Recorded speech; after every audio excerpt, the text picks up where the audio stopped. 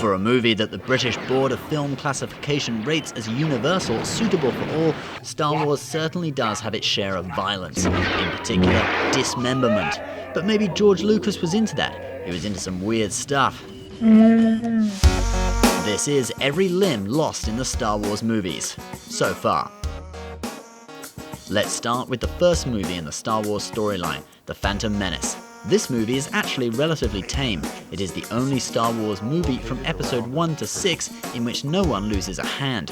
However, we do see Darth Maul get cut in half by Obi-Wan Kenobi after he kills Qui-Gon Jinn, and he falls down this big shaft in a way that kind of reminds us of something we've seen before. So, after a relatively tame start in The Phantom Menace, things start hotting up in Attack of the Clones. We first see assassin Zam Wesell get her hand chopped off by Obi-Wan. Obi-Wan was always pretty handy in a fight. Next victim is the Assay, which gets both its front limbs chopped off by Obi-Wan. Now, some real grisly action. During the battle between Obi-Wan, Anakin and Count Dooku, in which Anakin delivers some fantastic one-liners. But I would have thought you had learned your lesson. I am a slow learner. The young Jedi gets his arm chopped off by the Count. In Revenge of the Sith, Anakin gets his revenge on Dooku by doing this. You could say Dooku was a hands-off kind of guy anyway. He let his droids do most of the work. Meanwhile, Palpatine does a great job of pretending he's not an evil Sith Lord. Anakin, good. Kill him. And Anakin ends it for the Count. Next up, we have more carnage from Obi-Wan. He shows this arrogant robot character General Grievous who's boss and cuts off 2 of his robotic hands.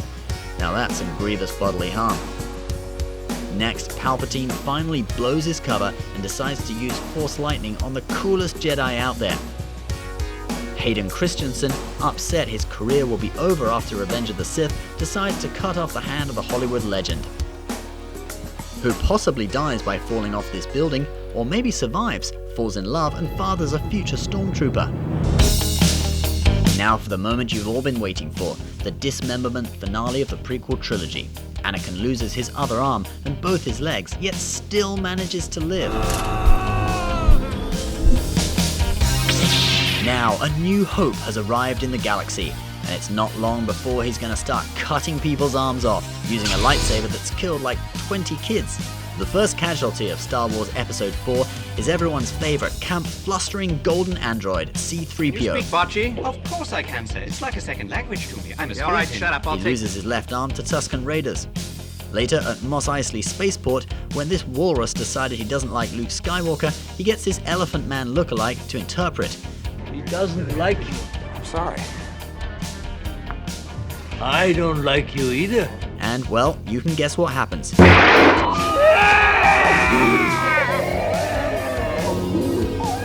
Yep, old Obi-Wan still has it in him. Oh, and while we're at this part of the movie, Han shot first! Now, we've come to Episode 5, and Luke is pretty much a Jedi, and he knows what Jedis do.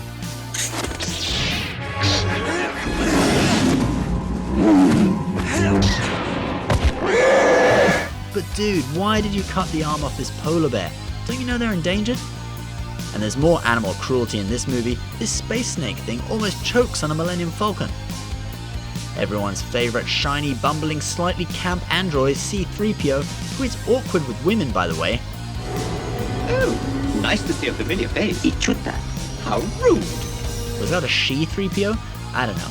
But anyway, he gets shot down verbally and then physically, leading to being completely dismantled and almost incinerated. But it's okay. It provides a kind of school science project for Chewie.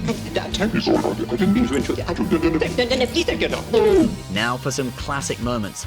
Luke enters into a kind of Star Wars version of UFC with Darth Vader. You think that was painful, Rhonda? Try this. And there are some pretty dirty tactics by Vader. This all leads to the classic duel on the bridge in which Luke loses his right hand, before Vader delivers the classic line, I am your father. Sorry to anyone who hasn't seen Star Wars, that was a massive spoiler. But to be honest, it's not like what Homer Simpson did. Who'd have thought Darth Vader was Luke Skywalker's father? Thank you, Mr. Blow the Picture for me. It's 2016. If you haven't seen episode 5 yet, you deserve to have it spoiled for you.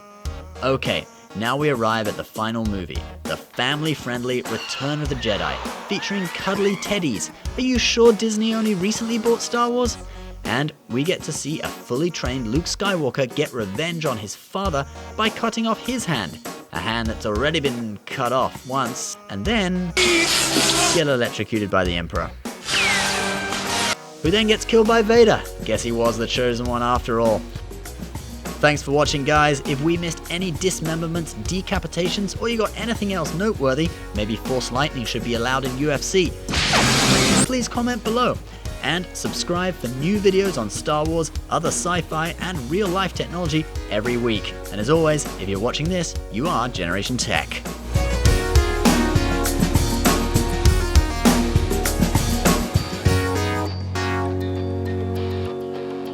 Don't make me destroy you.